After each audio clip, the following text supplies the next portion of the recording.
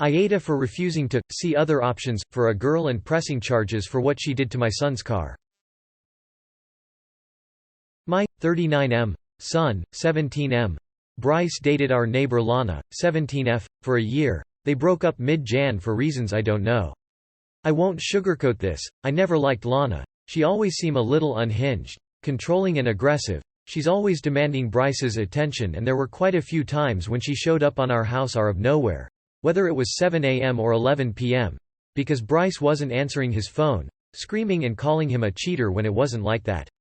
The thought of our son getting abused by his GF made us worried so much.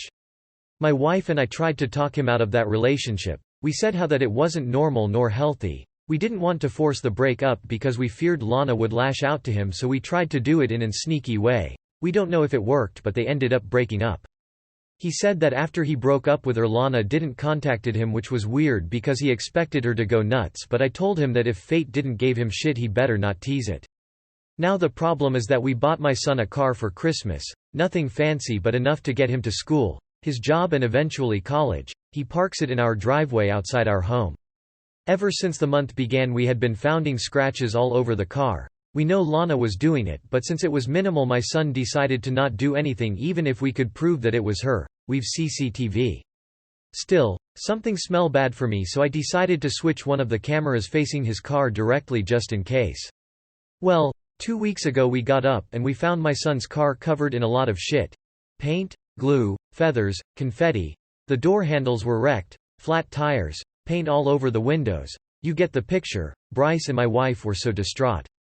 We called the police and I handled them the CCTV that showed Lana and her brother, 23M, destroying my son's car.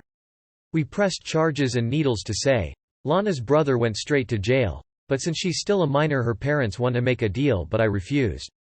I don't think she should get a way out. Before the police was here she was laughing her ass off and she tried to play it cool. If she thought this was funny then she's old enough to face the consequences. My wife and I want to stand our ground. They said they'll buy my son a better car and put Lana on therapy, but is not enough. AITA?